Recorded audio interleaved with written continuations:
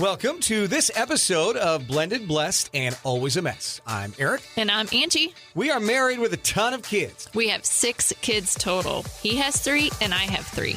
My name's Hallie and I love riding horses. I'm Lexi and I love agriculture. My name's Carter and I love eating. My name's Chase and I love lifting weights. My name's Summer and I love spending my parents' money. I'm Dane and I love baseball. Our show is about our blended, blessed, and always a mess life. And our hope is if you find yourself in the same situation we are in, that by sharing our story, all the fun and all the mess, the challenges we are experiencing, it will give you some inspirations, laughs, and community, knowing you are not alone in this mess. We appreciate you spending time with us. Let's dive in. Welcome to this week's episode of Blended, Blessed, and Always a Mess, where when we record this and drop it, it'll be Easter weekend. And I think that's appropriate a little bit because today's episode is how the devil comes at you. And on Good Friday, which is actually when we're recording this, that's when the devil thought that he had won because Jesus goes to the cross. He dies his earthly death for our sins, you and me. But then what that allows to happen is what always happens on earth. There is a way to fight back. And on Good Friday, it was Jesus going down to hell and taking the key and then rising from the dead on Easter Sunday so that all of us could be reborn with him and live a heavenly life and see our loved ones again one day with resurrected bodies. And so it's a beautiful story, the most beautiful story ever told. And the entire reason for Jesus coming. I always thought growing up that Christmas was like the big day, right? But really, Christmas was just Jesus had to be born so that we could get to Easter, which is really the big, big day. Because Sunday's coming. Sunday's coming. Right? Friday is tough and sad and terrible story, but Sunday's coming. And I think we go through life with this up and down roller coaster where the devil approaches, the devil attacks, and then you've got to be able to fight back and find that light and know that Sunday's coming. Like better days are ahead. Might not be immediate days, might be way down the road, but Sunday's coming. And so with that theme, I have a story that I want to share with you that happened recently that aligns with this very message around how the devil approaches and how to fight back to find that light again. Because I don't know if people realize how much they're attacked by the devil. I don't think I was aware of this really until I really dug into my faith more and realized that so much that happens to us is the devil attacking us on like a daily basis. And our job here is to fight back, to subdue him. That's our job. That's our whole purpose. And whether that's focused on helping other people find the light, or it's just a day-to-day battle that we have.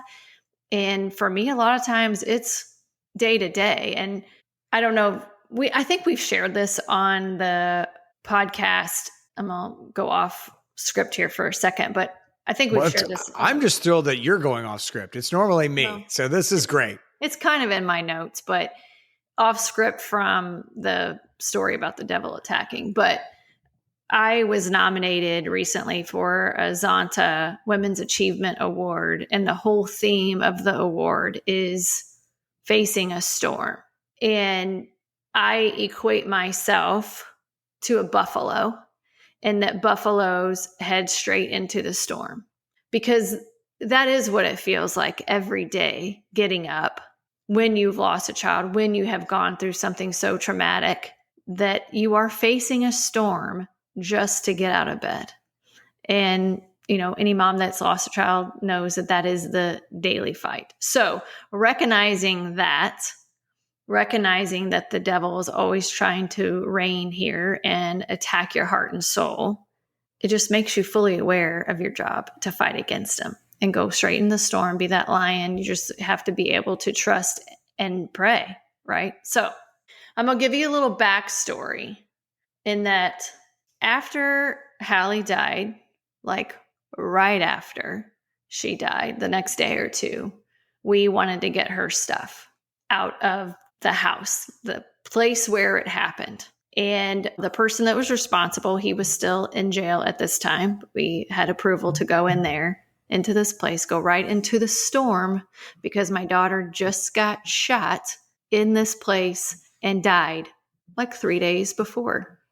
So we go in there because I'd rather go into that storm and get her stuff than not go into that storm. And we get all of her stuff. It was all in this small bedroom that she used as a closet and got all of her personal items. Shortly after that, we realized that we did not have her coats.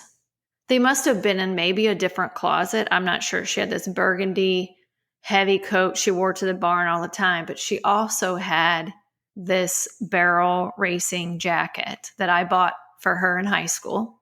And she wore it all the time, like all the time, wore this black jacket. And it had a few little patches on it. Loved it, lived in it. And as you could imagine, as a mom who wants to cling to every memory with their daughter that's now passed, I wanted that jacket back. I wanted the jacket back. And so I don't know how many times, probably every time we met with the prosecuting attorney, could you request for us to have that jacket back?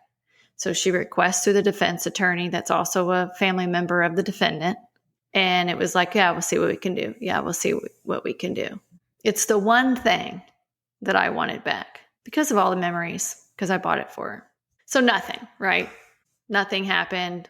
I keep trying to tell myself throughout this, it's just a jacket. It's not like the jacket's going to lessen any ache or pain of wanting Hallie back. But it's still like in the back of my mind, I go through pictures that pop up on memories and she's wearing this jacket and I'm like, God, I just want that jacket back. Add that into also the last few months, both of us, we have just keep feeling this pull towards doing something with all of this. Not really a clear direction, but we're brainstorming. We're thinking about a lot of ideas and we just keep like praying and trusting and praying and trusting, like just guide us. I don't know what, God, you want us to do with this. But we've also had times where we thought about like, do we keep doing the podcast? Do we not? Like what direction? We don't know, but we're just keep putting it out there. Right. So that's going on at the same time. So last week, had some travels, kind of crazy week. We say that every week. Every week's crazy. But Thursday night, crawl in bed, try to unwind a little bit. I felt like I was watching you unwind. I would say this.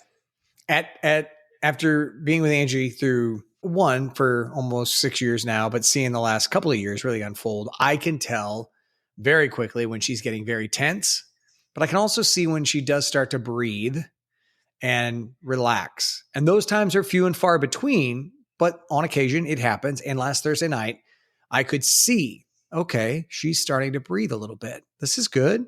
Yeah, all right. Felt lighter, like, okay, let's watch some TV. We're going to chill. And I get this text from a friend and says, well, do you know that insert the defendant's name is now on a dating app? Does not surprise me. No. I mean, I knew he would move on. So the BS that his mom spewed in the courtroom around like, oh, he's never going to give me a grandchild because Hallie was the one. It's like, they're Right. going to move on. They're young. When this happens, I mean, everyone says that out of the gate, like, oh my God, no. Guess what? Like, he gets to move on and he will move on. Like, people move on. That's the way life works. We move on. Now, for us, though, it's a little bit different because there's no moving on and replacing Hallie. Like, she's gone, but we all have to move forward. So just the fact that was said, it's like, oh, please. Okay. He is going to move on. That's ridiculous. So, and now about 6 months or less from that hearing, from the sentencing, when that was said, and said person's already moving on. So this hasn't been that long. I mean, that's fine. Again, knew it would happen. Know what kind of person we're dealing with. It is what it is. So that's not the devil attacking me scenario. What comes next is instant rage. Instant rage, instant frustration, instant my blood is boiling. Boiling. I get pictures of what is posted on this dating app. And would you believe me if I told you that he was wearing Hallie's barrel jacket with a blonde wig on? Long hair, long blonde hair. And people say a picture is worth 1,000 words.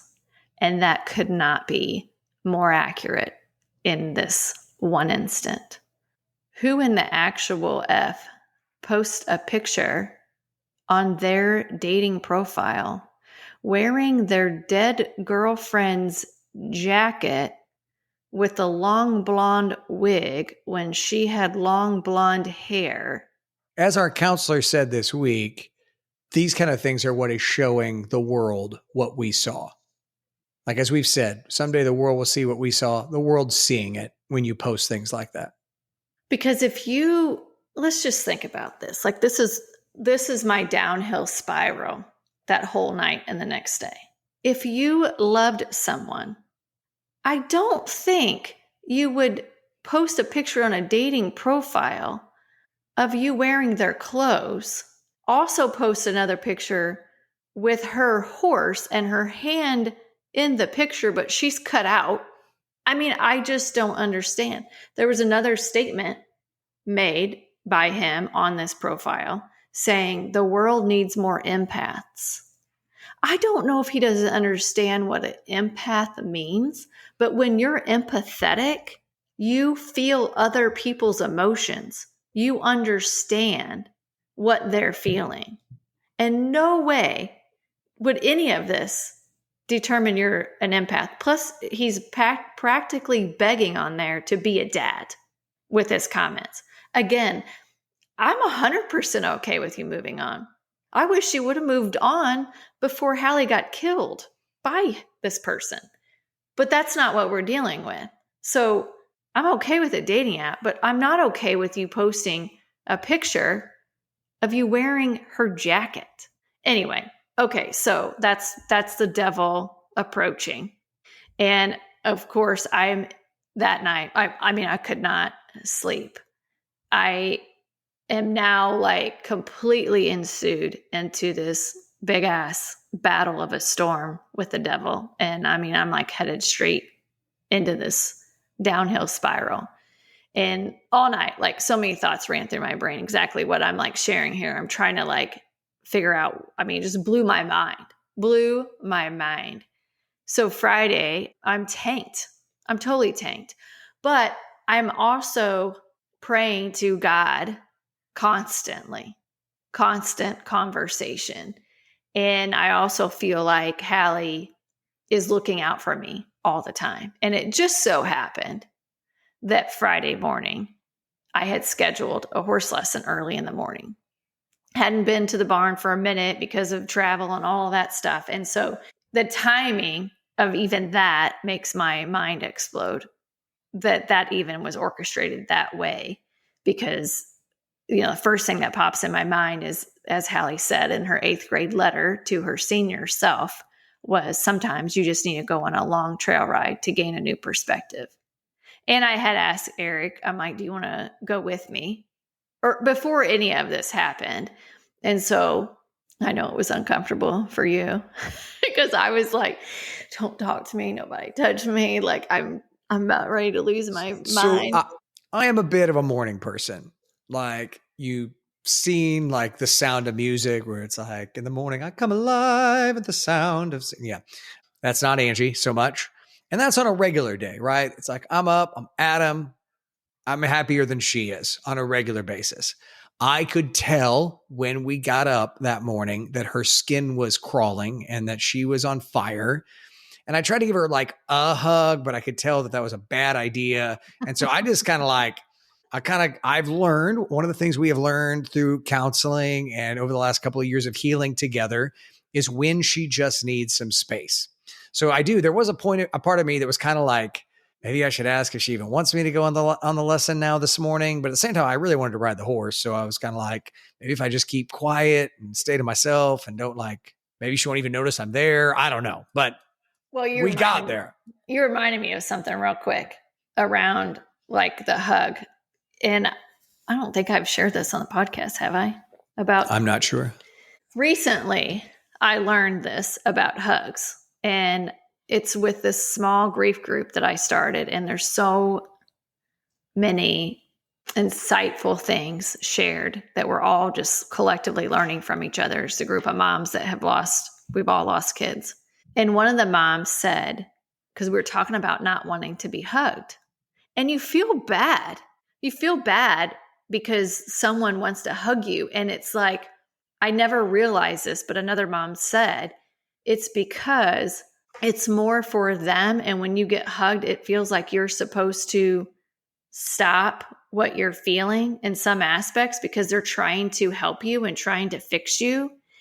And sometimes you just have to feel it. So sometimes I'm totally okay with hugs, but when I am in this battle internally with my mind, I have to process it. And when someone wants to hug me, it's like, I want you to stop feeling that way. That's what it feels like. And I don't want to stop because I have to get through it. I have to process it. And I never connected those dots before someone said that on this grief call. It was like, wow, that was just a complete mind blow of that's why sometimes hugs don't feel good.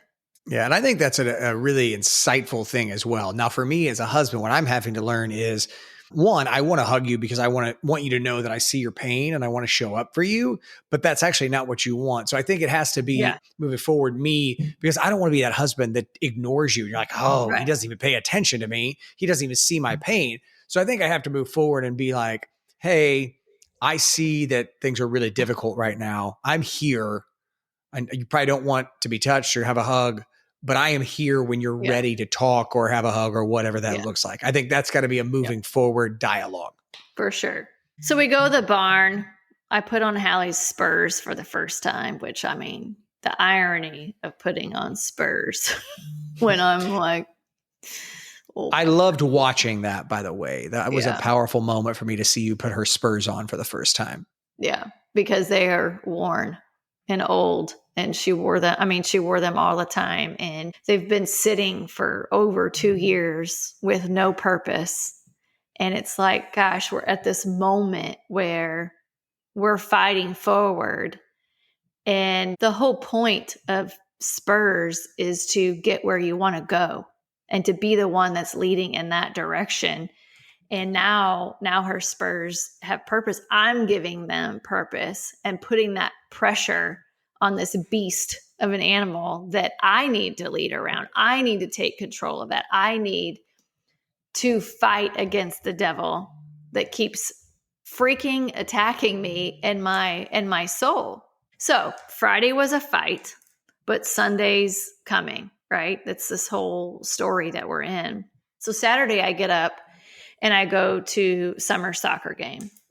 And that's when the light starts kind of showing through the darkness, because I believe that better days are ahead. I believe that Sunday is coming. I actually heard this earlier today and I knew we were going to record this. And I was listening to a Christian radio station out of Cincinnati, and they basically said it was a Friday. It's here talking about Good Friday, Sunday's coming kind of thing. But it was a reminder of, as bad as things can be in our lives, can you imagine what it was like on Good Friday for the apostles, the disciples, to see Jesus? They thought they had met and seen the Messiah, and now he's dead. Like, what have they given their lives to? All of this. And it was just a reminder of, we are going to go through those same kind of trials. And we have to remember that Jesus comes back.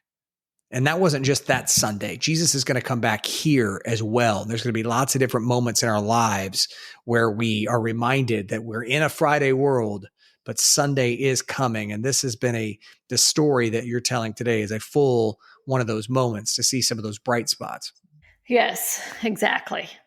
So I'm walking up to the game when someone approaches me and mentions that they totally enjoy listening to podcasts, and we discuss my recent solitude trip down to Hallie's house. Then I sit down and had the most beautiful conversation with a lady that I had not met before, but she listens to our podcast. It turns out she's a grandma, and it was just so interesting to chat with her and how our story resonates with her. I mean, I didn't even know the score of the game. It's really bad because because I was in Branson. Dane had a baseball tournament in Branson. So I took Dane to that. Angie's back here at Summers games. And I'm like, how's the game? And she's like, oh, 4-0, blah, blah, blah. I told him the score that we were winning. Well, we weren't. We were losing. No. That's how much I was not paying attention to the game because I was so ingrained in this conversation. It was so beautiful. And she has no idea how much that conversation filled my cup. No idea. She will, and she listens to this, but I would just say it was funny because later on he's like, oh, we lost 7-0, played awful. I was like, you said we were winning 4-0. What is happening? Oh, she's like, oh, I wasn't paying attention. Obviously. But I'm glad that you love the conversation, and I'm glad that we have this loyal listener that you've now met and had a great combo with. Yeah, she's super sweet lady, but made my Saturday. And I messaged you and told you I had chatted with her. And so then I go to High Rise, which is my favorite little place in this town in Jefferson City, to go grab coffee. And it's where Angie and I had our first little coffee date. Yes, that's probably why I love it. And because I had a big gap between games. So I go there, Chase comes by, hangs out with me for a little bit, and then heads out. And then I had another beautiful human stop me and say, you don't know me, but I listen to your podcast, and, I need you to keep going. It's so good. And I had a great little conversation with her. I text Aric. I'm like, I don't know what's happening today. I've had several people in a short amount of time tell me that they love the podcast. And it was just like such a strong message coming in that we're going down the right path. Like, keep fighting the devil, keep shining the light. If you allow it and trust it, like, God will show you the way. Like, that's what I want everybody to hear and feel. Like, you're going to have battles, but God will show you the way. So then I go to Home Goods, and, I always find stuff there. I just don't even look at the credit card. I don't even want to know. Somebody said something about it the other day, like, well, man, my wife goes, she spent, I go, just stop looking. Just don't look. Don't ask. Listen, it's just going to lead to an argument. You liked what I bought. I did. Yeah. We need a new bedding on our bed because we have big windows, and it was gray bedding, and Aric tried to keep it from me. But on his side of the bed, it is so faded. From the sunlight coming in. And I'm like, what in the world? He's like, yeah, I was hoping you wouldn't notice that because I know the next day we would have new bedding. But I did exercise some patience, and I did not buy anything for a while. You waited till you find the right thing, and it's Correct. Beautiful. So thank you. Yes. So I'm going through the checkout, and the lady working there was like, I listened to your podcast. It's so good. And we chat about losing Hallie. And I'm just like, what? Again, text Aric again. This is so crazy. Like, I don't know what is happening, but I truly felt that part of this was Hallie saying, Mom, you don't want that jacket. Like, use your spurs, go forward, go in the direction that you're being called to do. And then I'm waiting for Summer's game to start after all of this craziness. Can I just say real quick, if you're listening to the podcast and you love it as much as you told Angie last week, can you go to InsideColumbia.net, vote in the Best of Columbia for Best Local Podcast now through April 30th. We would be grateful for that. All right. So Angie goes back to the game. Yes. So I go back to the game, and I'm waiting for it to start. And I happen to get on TikTok, hadn't been on TikTok for a minute. And I get a message from a lady. A direct message. And I'm like, oh my gosh, so crazy. But she had stayed at our house in Florida, had rented it, and she's a mom of two girls, a 22-year-old and a 15-year-old. And she had shared that from the moment that she entered into that house, she felt such a beautiful energy about the space. And she had read Feathers Matter because we leave it out. And she felt so drawn to learn more about our story. And after doing some research, she was like, I was just brought to tears. Like, I can't even imagine that you and your family have gone through such a tragedy of losing Hallie. And she just recently listened to our podcast with you in the weeds, talking about toxic relationships. And she agreed like how prevalent it is in teens and narcissism. And she's actually a wellness coach for teen girls and young women, and have like a monthly teen empowerment group in Austin. And she was going to use those red flags that I shared on TikTok as a topic of the discussion. I mean, how insane is that she happens to stay at our house and then starts digging into this, and she's a young girl's like self-confidence type of coach. We say this all the time, but Hallie is more powerful now.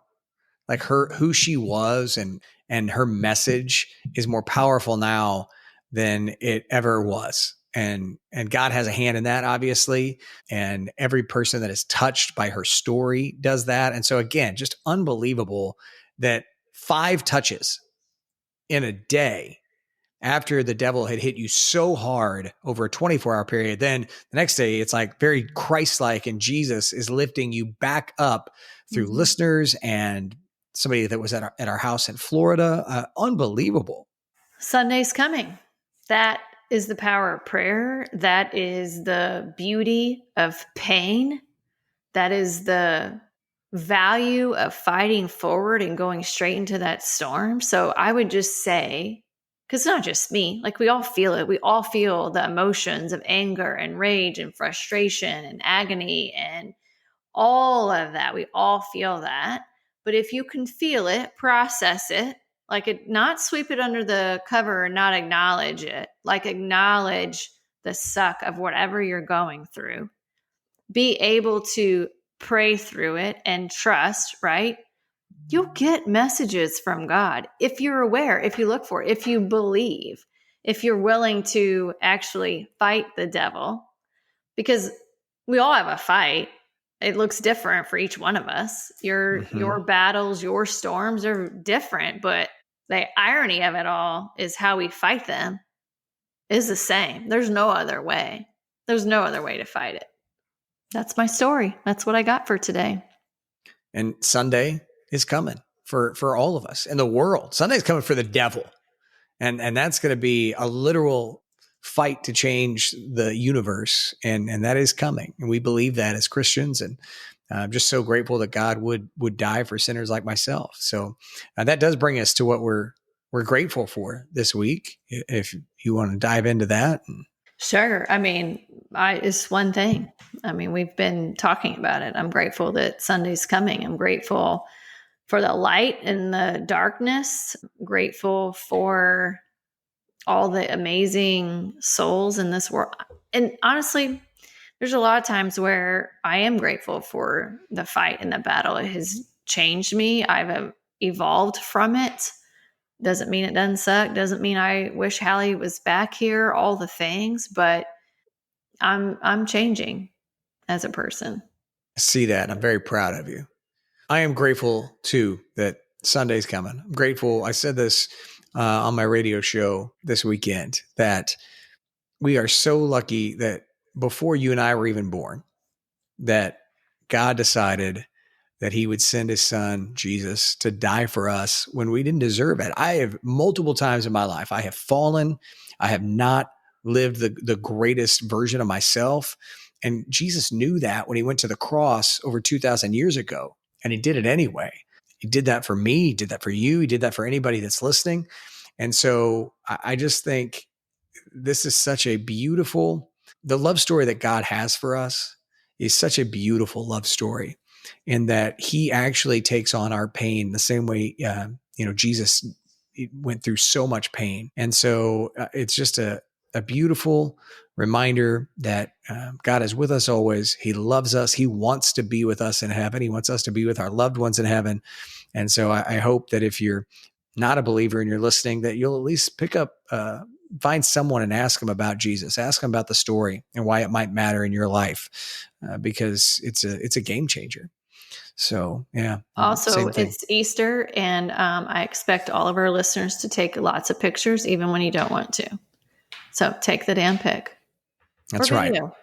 Just take the pictures. Can I ask a question that's about Easter? Mm-mm. When you were, I'm going to ask it. When you were growing up, did you guys do the hard-boiled eggs and dye them and all of that? Not really. I wonder, because you have like such a big family and it didn't seem like... We didn't really do a lot of those type of activities. I mean, I think we did every once in a while, but it wasn't like a hardcore like ritual that we did. We did it every year. And I actually didn't like it because I got bored after like one or two. But like my sister and my dad loved doing it. My dad was very creative. But then they would like make them, like after we hunted them, they would make them. You would hunt the hard-boiled eggs? They'd put them out in the morning. Yeah. Ooh. I know, right? I'm just saying. And then they would make them into deviled eggs. But then your white were all like colored from the dye. And you're like, what is happening right now? And that's one of the reasons why I never enjoyed doing that as a parent, because it was not something I loved. Easter is like our Easter baskets full of like jelly beans and stuff, and the hair or whatever, the grass. Yeah, the grass. And we would have stuffed animals. I remember getting like Easter bunny, like stuffed animals in our Easter basket, and this big table with all these Easter baskets around it. And my dad loves black jelly beans. Like that's a core memory. And I'm like, so gross. Yes, he still does. Loves them. Anyway. Has anybody ever finished off one of those big chocolate bunnies? I used to get those, and like you'd bite into the ear and then you're like, I'm done after a couple bites of chocolate bunny. I don't even think that chocolate and those big bunnies tasted good. No. Yeah. All right. We have really got off track here after a beautiful, that was my fault, but happy Easter to everyone. Take the damn picture. Make sure you make it to church. This is a great time to go to church if you haven't been in a while. So hope that you will. We are so grateful for each and every one of you listening. Hope you have a wonderful week, a happy Easter, and God bless. Thank you for listening to Blended Blessed and Always a Mess. Follow us on Facebook, Instagram, and at blendedblessedalwaysamess.com. Reach out to us on any of our social channels. We would love to hear from you. Have a great week.